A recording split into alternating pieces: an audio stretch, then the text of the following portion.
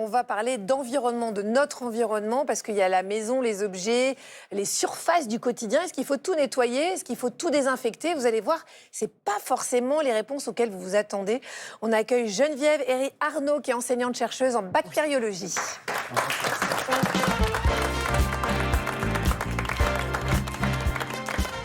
Bonjour Geneviève, merci d'avoir accepté notre invitation. Alors vous avez publié ce livre qui s'appelle « Ces microbes qui nous veulent du bien ».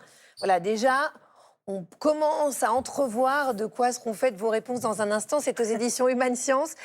Pour nous aider à comprendre notre univers microbien, donc vous avez ce livre qui est une Bible. Et puis avant de vous interroger, j'aimerais revenir quand même à Lionel. On a parlé de votre vigilance, Lionel, autour de l'hygiène corporelle. Est-ce que cette attention se retrouve aussi dans votre environnement? Est-ce qu'on peut dire que vous êtes un peu maniaque à la maison ou pas? Non, pas tant que ça.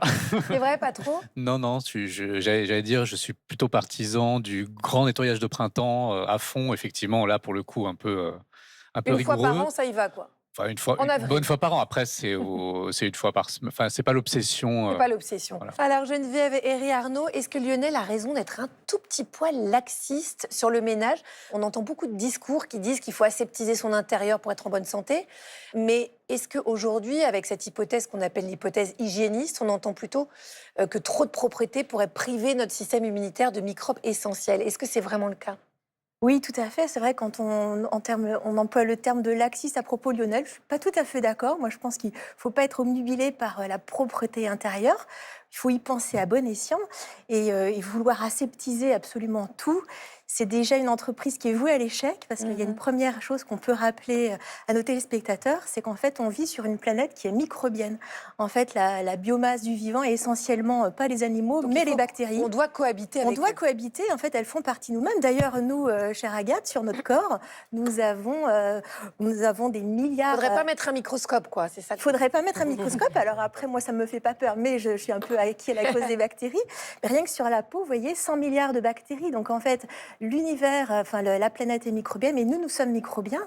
Et donc, c'est complètement vain de vouloir essayer de stériliser à tout prix. Et donc maintenant, avec les recherches, on s'est rendu compte, et donc ça fait référence à l'hypothèse hygiéniste que vous venez de mentionner, que finalement, à trop vouloir nous priver des contacts avec nos microbes, eh bien, on se prive de nos meilleurs alliés. C'est ça. Et ça, c'est en lien avec la santé, et notamment le système immunitaire, en fait, qui est un système hyper important pour notre santé, et qui n'est pas un système qui fonctionne sur le mode on-off, qui est un système qu'on apprend, qui s'éduque dès la petite enfance, et qui s'éduque au contact des microbes.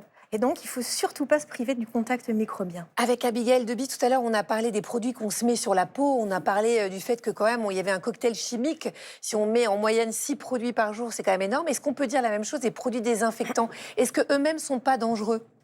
Alors, si on se place d'un point de vue microbiologique, c'est vrai que souvent on emploie beaucoup trop ces produits aseptisants à tout bout de champ, et souvent aussi on les emploie mal, c'est-à-dire pas aux bonnes concentrations, et finalement on peut faire plus de mal que de bien, c'est-à-dire qu'on va appliquer ce qu'on appelle une pression de sélection. Donc c'est tout simplement, on imprime en fait une pression environnementale à nos bactéries, et elles évoluent très très vite, les bactéries. Elles se multiplient à peu près toutes les demi-heures, par exemple, elles se divisent en deux, et donc elles vont s'adapter très très vite. Et si vous leur mettez en permanence une pression avec un antiseptique, elles vont s'adapter, se contrecarrer l'antiseptique et devenir tolérantes, voire résistantes, et former du biofilm. Donc finalement, ce sera un coup d'épée. C'est contre-productif. Donc en fait, il vaut mieux utiliser à très bon escient les antiseptiques, mais pas au quotidien, tout le temps. C'est ça, et aux bons endroits, c'est-à-dire dans les toilettes, j'imagine, pas forcément par exemple, partout. ça fait partie des endroits. De toute façon, on va détailler plein de choses tout au long de cette émission. Justement, c'est dans quelle situation qu'il faut Alors, désinfecter? au niveau de la maison, moi, je vois 2 endroits où, effectivement, là, il faut avoir une attention toute particulière. Un des premiers endroits, c'est la cuisine, parce que dans la cuisine, on fait de la cuisine, et on a de temps en temps des aliments crus qui, eux, peuvent être vecteurs de bactéries qui peuvent être pathogènes. Il y a notamment des bactéries qu'on appelle les campylobactères, qu'on peut retrouver sur le poulet. Donc, si un jour, vous coupez du poulet et vous découpez votre poulet qui est cru, vous pouvez contaminer votre couteau ou la planche à découper. Et si vous utilisez la même planche à découper ou le même couteau pour couper la carotte ou la tomate que vous mangerez crue, vous pouvez vous contaminer comme ça. Le petit conseil, c'est peut-être d'avoir tout simplement 2 planches à découper. Et le deuxième, Et alors, le deuxième, endroit. les toilettes. Il y a quand même une concentration, une contamination fécale qui impose effectivement régulièrement de C'est quoi décontaminer. régulièrement? Alors après, moi, j'ai pas de préconisation en termes de dosage d'antiseptique, mais on va dire au moins une fois par semaine, faire un ménage complet de ces toilettes. Et particulièrement, et je pense que c'est vraiment le message qu'il faut retenir, quand on est malade. En fait, c'est quand dans un foyer, quelqu'un a une gastroentérite, là, pour le coup, il faut vraiment mettre le paquet et essayer péter de la javel, les gars. décontaminer. Voilà, entendez c'est ça. En cas de gastro, faites péter la javel. Arnaud, alors de votre côté, vous êtes interrogé sur l'hygiène de plusieurs objets de notre quotidien. On va donc détailler ça ensemble.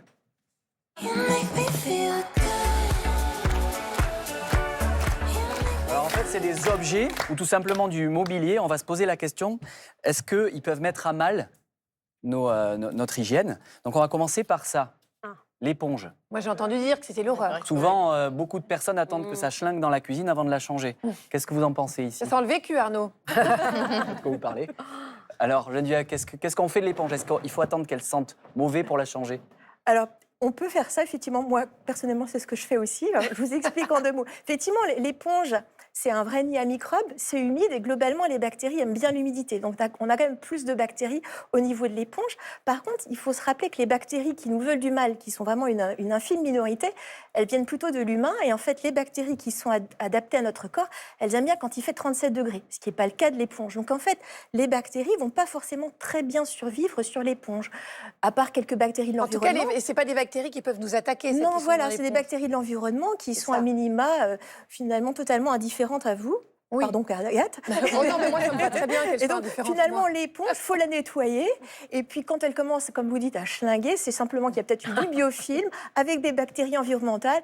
On peut la changer. Et c'est finalement du bon sens et sa propre convenance vis-à-vis de cette éponge. Parfait, je sens qu'il y a des personnes qui sont soulagées ici. Alors, cette situation-là, on l'a tous vécue. Oh là là, oui. Vous la voyez, cette personne qui vient avec les ongles qui sont un petit peu noirs, pas nickel, et qui se met la main juste à Moi, côté je vois de vous? surtout mon fils qui l'a léché un jour après. justement, cette main noire. Oui. Oh, quelle horreur. Ouais, j'étais contente. Alors là, Horrible. alors là, le métro.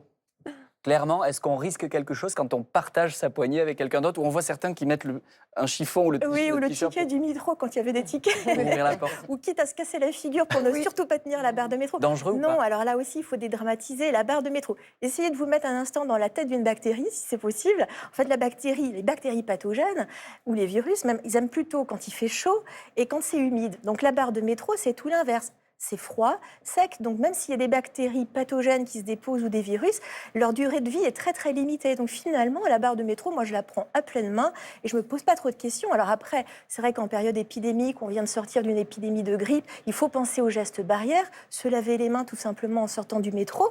Mais voilà, c'est pareil, pas d'obsession de la barre de métro, pas d'obsession microbienne en tout cas. On risque plus avec un voisin qui éternue un petit Tout peu à trop fait. proche de nous qu'avec la barre de métro. Exactement. Mais on a bien compris en fait que c'est très clair, c'est que les bactéries en fait elles aiment bien être sur nous en fait. On est un endroit super pour se développer, pour pouvoir se reproduire. Ah oui, oui. Mais sur de l'acier, Non, c'est pas très sympathique Voilà. comme surface pour elle. La plupart des bactéries ne s'y plaisent pas. voilà, très bien. Et alors, si vous avez été fidèle à notre émission, on en a déjà parlé, le téléphone portable. Ah oui, oui. Alors lui, Alors là, ça Ah, m'intéresse. tous les téléphone miasmes portable. qui viennent se déposer dessus, tous les gens qui jouent au téléphone dans les toilettes, par exemple, qu'est-ce que vous en pensez? On m'avait dit que c'était pire que la lunette des toilettes justement. Alors le presque, téléphone. peut-être pour certains, mais j'ai entendu qu'effectivement un cinquième des utilisateurs de téléphones portables allaient aux toilettes avec leur portable. Oui, ça donc il y a plein de ça popos, remplaçait plein de les livres ou les popos BD dessus, dis donc. aux toilettes. Alors effectivement, téléphone portable, c'est un peu comme une extension de nous-mêmes. Donc en fait, on va y retrouver surtout des bactéries de la peau.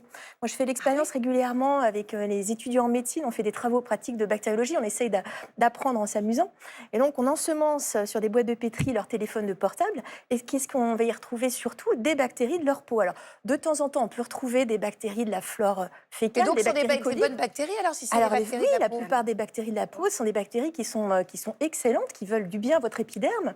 Et donc, de temps en temps, on peut retrouver des bactéries qui viennent de la flore colique, mais là, c'est pareil. Le téléphone portable, c'est une surface inerte, il fait plutôt froid, donc elles ne vont pas forcément y vivre très longtemps. Donc là, c'est pareil, il faut un peu dédramatiser les choses. C'est On beau là. s'en fiche du popo sur le téléphone. C'est beau là.